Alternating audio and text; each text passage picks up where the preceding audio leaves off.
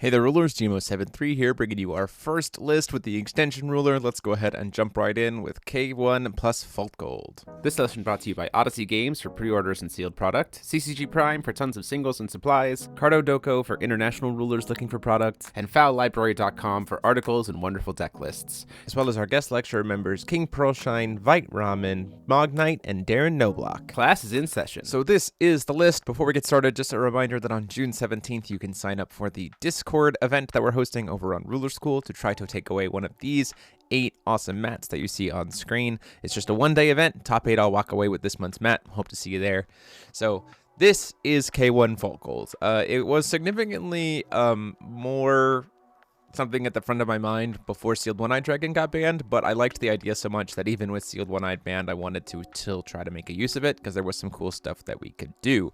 The whole idea is we are using Seer of the Blue Moon to really put those standbys face down, and we're using Falltgold to help us search out dragons to kind of add some utility, some longevity to the deck, as well as be able to grab things to be able to cheat in effectively, which is very, very cool. And the main reason we're doing that is Nighttime Raiders and Pale Savior. So Nighttime Raiders just says if a J Resonator you control or Resonator you control dealt damage to your opponent, you can then put a Darkness Resonator of total cost 5 or less into the field.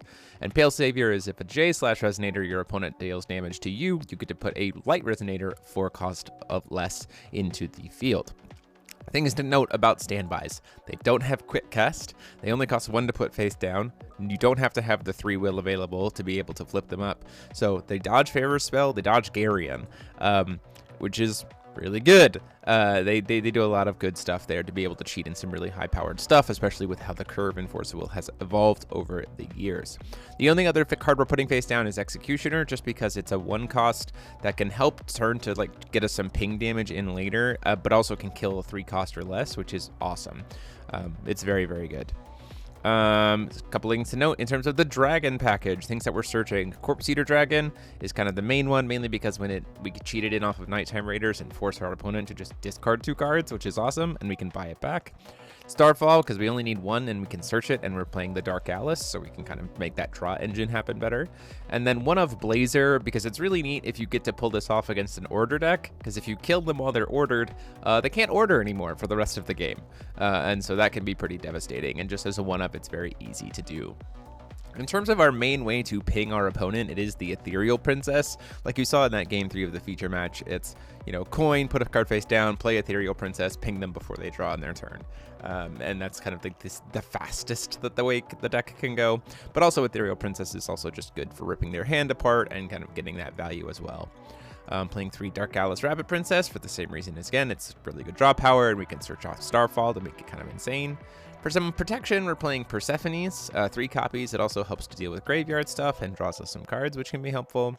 Nidhogg is unfortunately not a dragon, but it falls into one of our 2 cards that can be cheated in off of both Pale Savior and Nighttime Raiders, so that we have a kind of big body threat that does something regardless of which one of those trigger.